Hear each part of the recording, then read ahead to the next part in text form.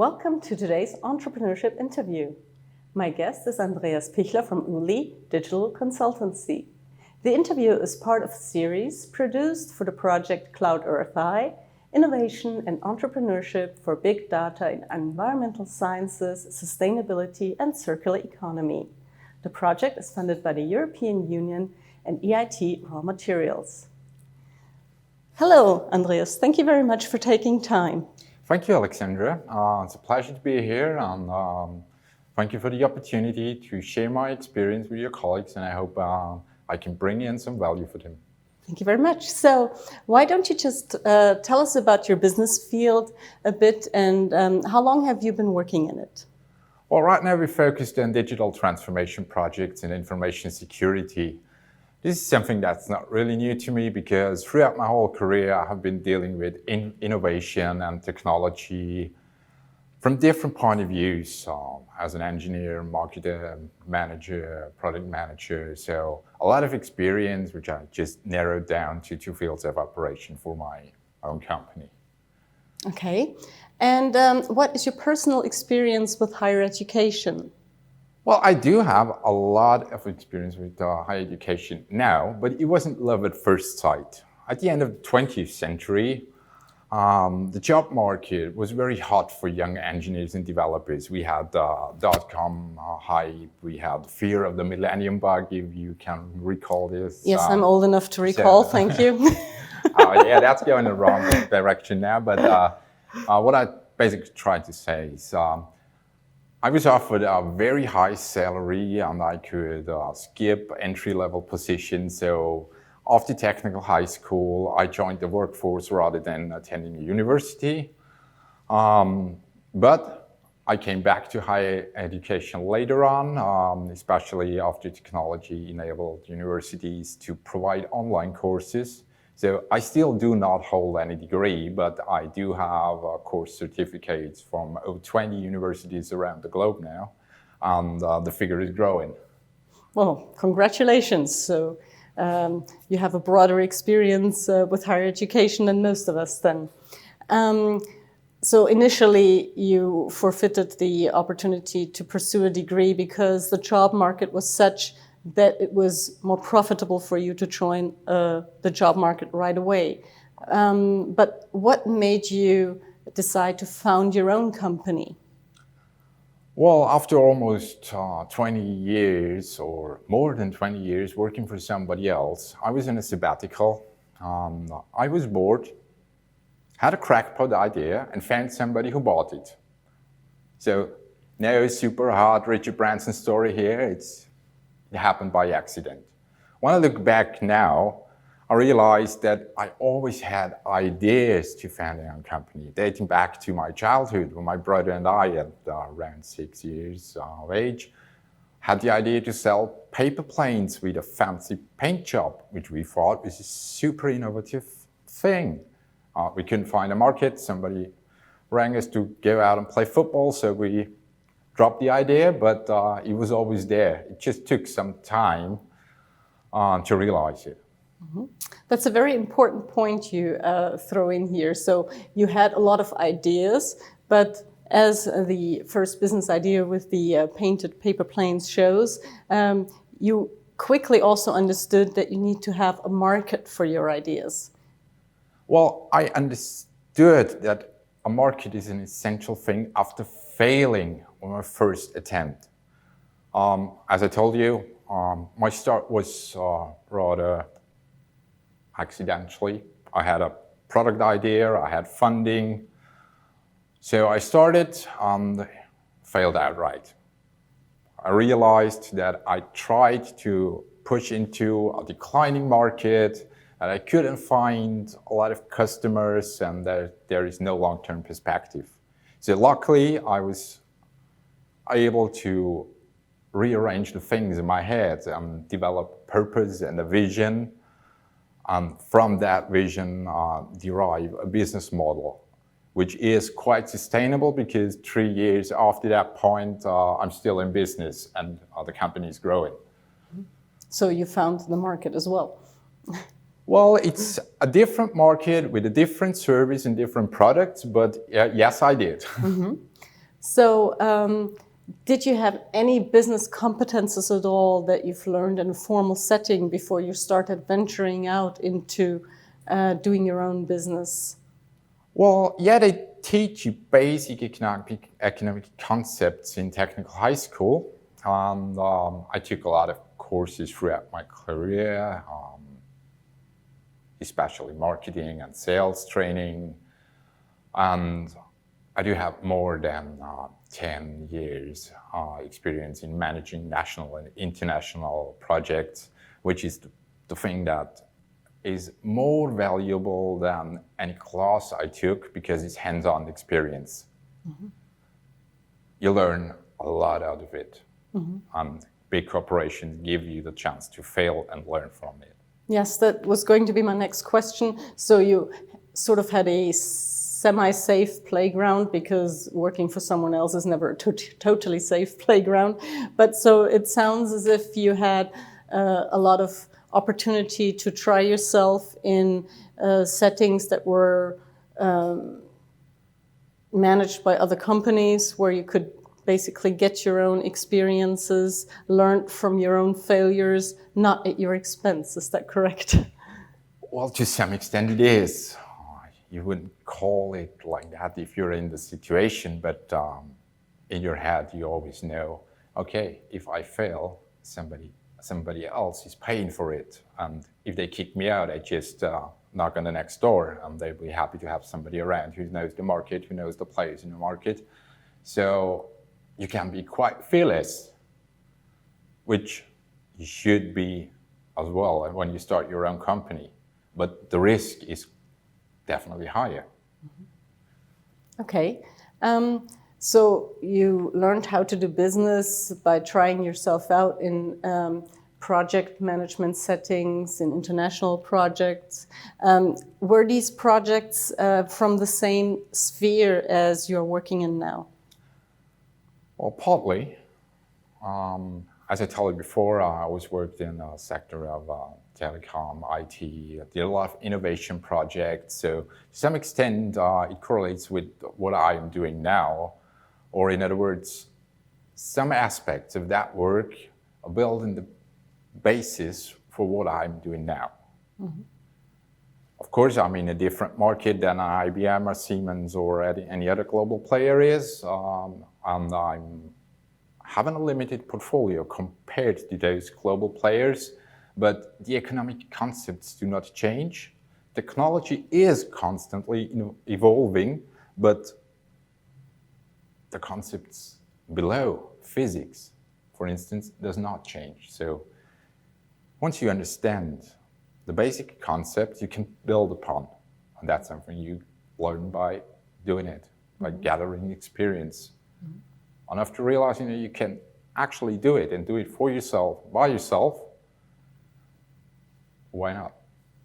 So how would you describe the major difference between someone like you, who takes the risk to engage in an entrepreneurial experience, versus someone who decides to stay with an employment situation in a corporation? Well, the only difference is the mindset. It's a question of attitude. I don't see anything else. You need skills here and there. You need competences. You need to be able to play the game of politics. The only difference is the attitude to take chances and accept that there are risks along the way. Mm-hmm. Once you switch sides, you think, oh yeah, now I'm somebody special, Zarathustra or something like that. Mm-hmm. Yeah? But actually, it's pretty much the same. It's just accepting that there are chances, and if I try to take these chances, they come with risks. Mm-hmm. Do you currently work with academics or universities in any of your professional settings? I actually do. There is one project where one of the stakeholders is a university, and I'm the project manager there, and I can access experts from that university, and they actively contributing to that project. I can't go into details because it's a public sector project and highly confidential. Yes, we understand that. But from your experience with working with such institutions, what do you think universities should teach their students now that would be useful to them? Maybe something that they don't teach them at the moment, but where you would say, well, if students were to get this type of background, knowledge, experience, it would be very helpful for them in the job market. Well, I think universities do teach for the job market. They teach skills, they teach competences, those are requirements by the companies already there. So the misconception is, when you look back a few seconds, I mentioned that entrepreneurship is about mindset and attitude. You have a twist in here because you can't teach attitude. Mm-hmm. So what universities could do is they could provide a platform for students to explore, to test their ideas, provide mentors, coaches, or bring in role models so that the students have the chance to develop that innovation mindset in a semi-safe space. Mm-hmm. Yeah. And what do you think potential startups need dearly when they first think about founding a business? Well, the first thing every startup or every founder should do is find their why. Go out and ask yourself a simple question. Why am I doing this? Or why am I planning to do this? Because once you have a clear purpose and can envision a positive outcome, you can set goals, derive a strategy, and try to elaborate ways to achieve these goals. And you can find the right people that help you along the way, and you can try to get funding and everything else you need. But you should start with a clear vision, with a purpose. Otherwise, you might really struggle.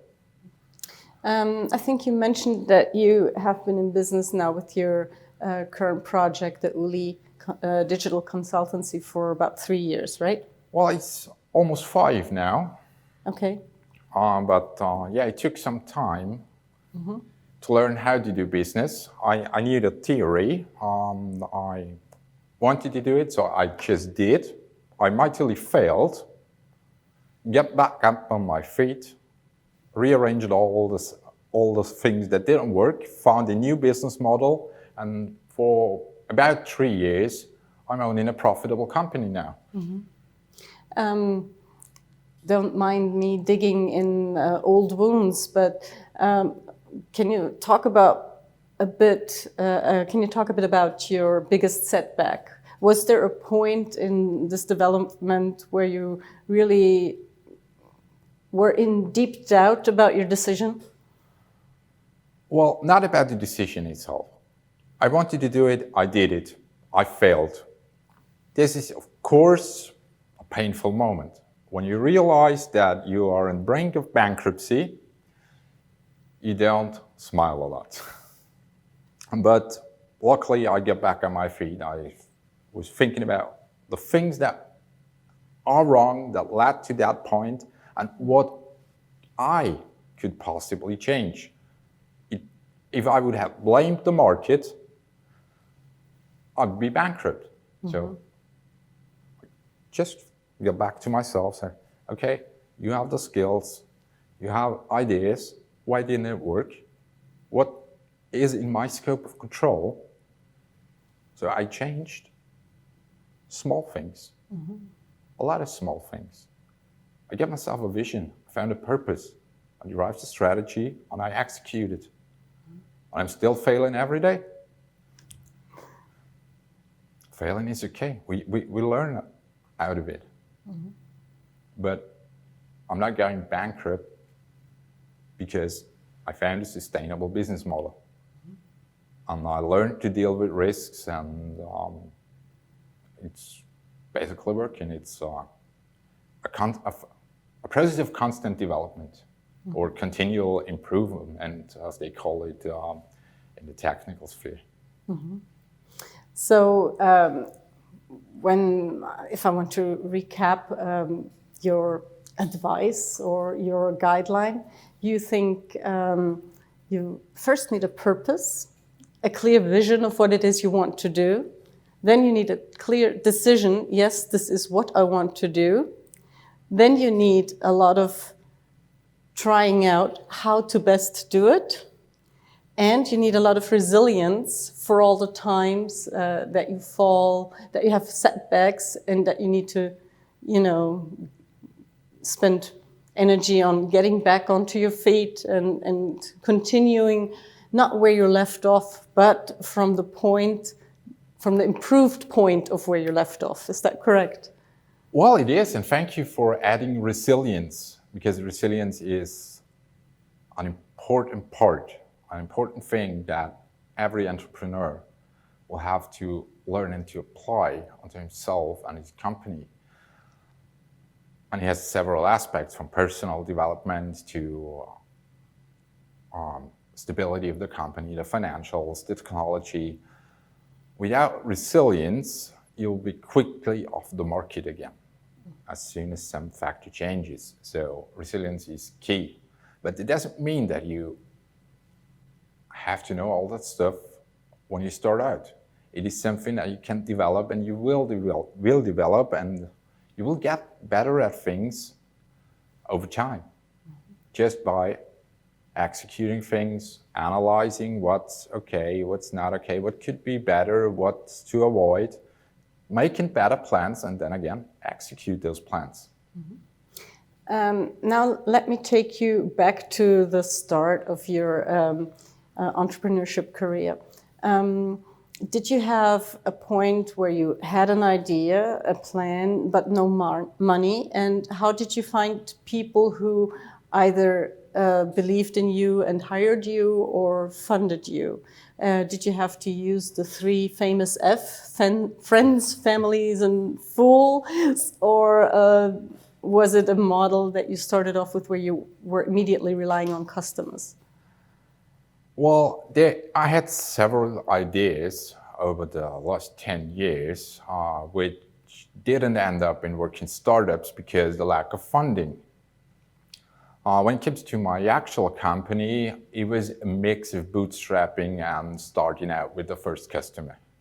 So even if it completely failed and I didn't realize at the right point and went out of business, it wouldn't cost me a fortune. Just me ego. But yeah, I know that funding projects is crucial for a lot of startups, especially if they have to do research and build prototypes. I see a lot of change going on here. There's a lot of money available right now. I think it's a good point to start out and seek for investors. I wouldn't completely rely on investors' money, but that's my thing. I'm quite a conservative businessman, but I understand that you need to use external funds from time to time, especially if you're trying to fund development projects. So, word of advice to my colleagues who are working in academia or in publicly funded projects, how do they recognize that they have the capability of becoming self-employed? Well, they should already know this. The question is, do they want this? They obviously do have the skill. They are teaching the underlying concepts. Question is, do they see chances? Do they have a purpose for starting a company? Can they envision a positive outcome of their action? And are they willing to take the risk? It's simple questions to ask yourself. And if the answer to this question is no, it's totally okay. not everybody is an entrepreneur. And not everybody has to be. Okay, bad weather out there? Sounds like bad weather out there, yes, but I'm afraid it's just an alarm clock. But I'm sure that our technician, Alexander, will be able to cut that part out later on.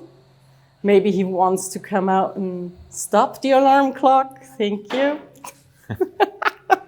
Yeah, flexibility Yeah. is another thing that comes in handy. Yes, dealing with issues as they pop up right away, be creative, finding solutions. A lot of things don't turn out as you have planned them. That's why I'm usually talking about risk management. So totally fine with that. Yes. Good solution. Good solution, yes.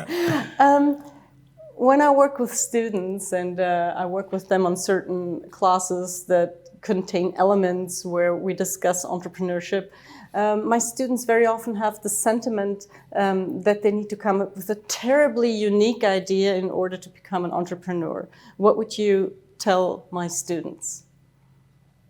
I would tell them to calm down. If you come up with something totally disruptive, you will most probably fail, because we do know that innovation doesn't work that way. You could come up with a totally different technology for TV sets. Nobody will buy it. People like to take small steps. Markets like to take small steps. So when talking about innovation, we don't need those big bang changes. We need a vision of how it could be, and then we need to find a way how to get there in reasonable chunks. And if you start out small, you will realize that it's actually achievable even if you don't have this huge experience and don't know everything. And so you start out by setting small goals, achieving the first one and the second one, and then your goals get bigger and you get more skilled and you find the right people to work with. And someday you will achieve what you envisioned before you started. But it's not a big bang thing. You can't say, oh yeah, I'm so clever, I change everything but I can't do this because I don't have funding. Now, you're working in the field of digitalization and digital consultancy. Where do you currently see challenges universities should overcome if they want to promote entrepreneurship in your field? Well, it's not about engineers, or at least I don't think it's about engineers. And, within the field of digitalization, you don't find mere engineers. You have all kinds of people working in that field because it's not a pure technical field. But when I look back at the challenges universities face, I guess it's a political thing. I have to be careful right now because I think the problem is in the thing that universities are tasked with. If you follow the political debate, you get the impression that the goal of universities is to produce a very high number of graduates with the same standardized skill set. And this interferes with the innovation mindset, because I guess you will not get innovation out of doing more of the same. Mm-hmm. So, as long as universities are ordered to act like schools, teach specific skill sets to a high number of people in a very short time, they cannot utilize their full potential. So, whoever is funding a university should think about the strategy and the approach of the university. So we had the question before, what do universities need to do to teach entrepreneurship? And we found out you can't teach it because It's a mindset thing. So, but if you have funds available to provide platforms that foster innovation and developing an innovation mindset, you could succeed.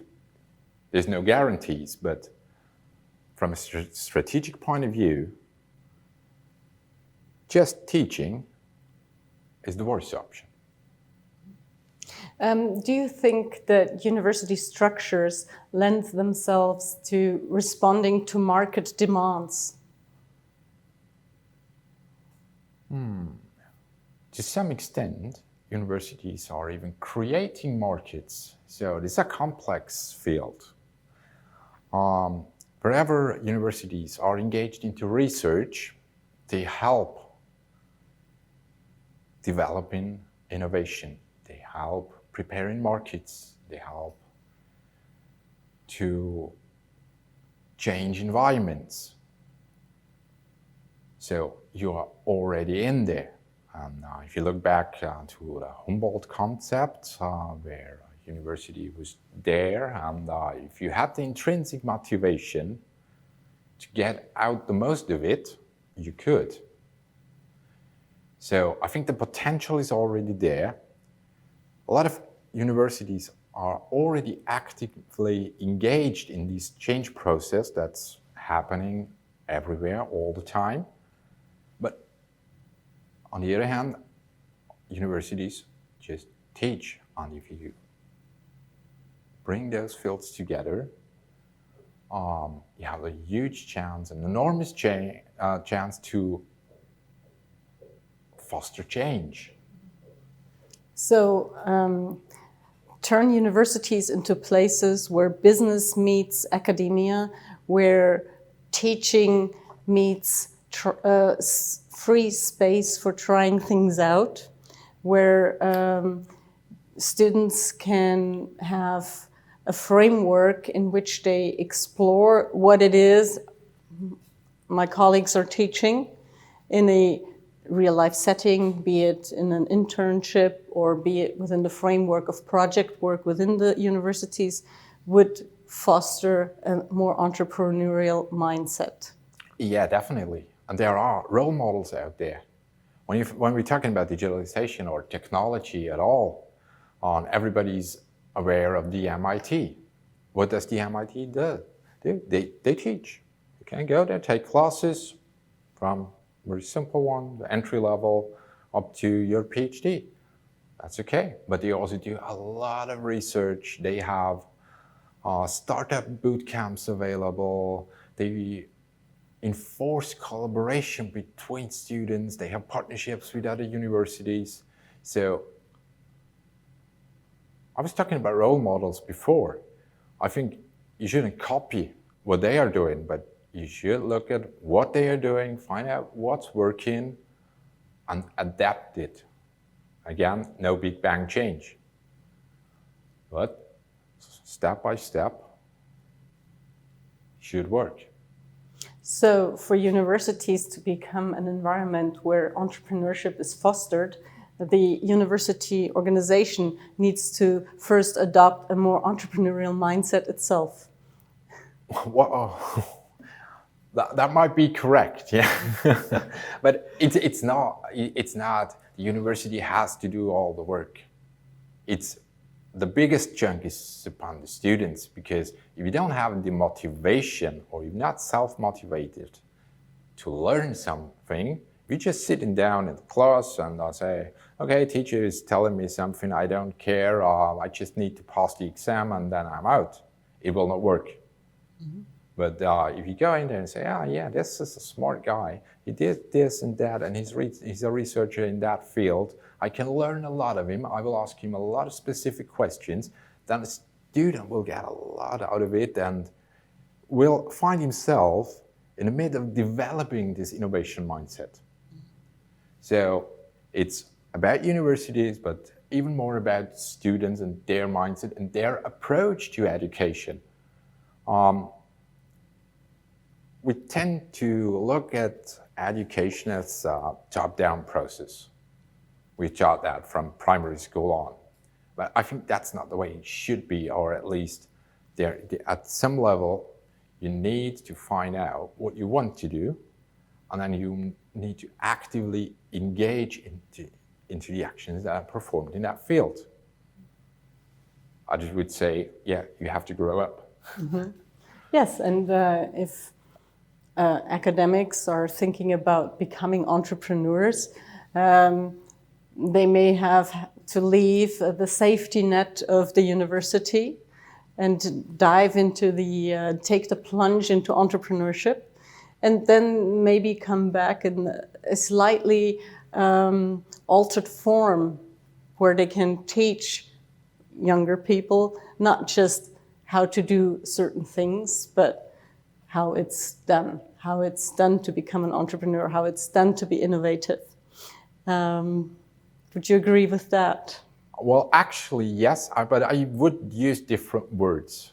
Psychology tells us that leaving something or giving up on something doesn't work. Like, you ever tried to quit smoking? Never smoked. I did, several times, still smoking. I can't give up. And you can't give up anything. So I think what you're talking about is comfort zone. You can't just step out of your comfort zone. I know there's a lot of people out there who's telling you to do that, but it will not work. What will work is to extend your comfort zone. You can't jump out and say, okay, I'm there, everything is fine. But you can say, okay, I try a small step. I've done another small step and another one, and then you suddenly realize that your comfort zone is growing. And then you became more flexible and are able to do more things, and